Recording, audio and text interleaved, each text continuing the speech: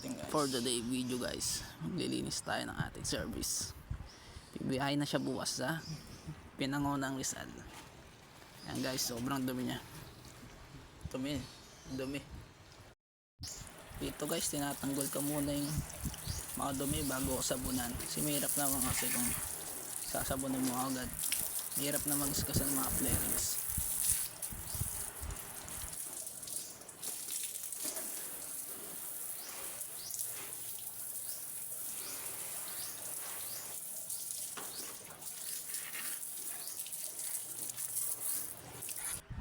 Guys, sinasabon ako guys. Yan, sobrang sabon na yan. Tanggal lahat. Yan guys, tapos na. Pogi na ulit. Thanks guys for watching.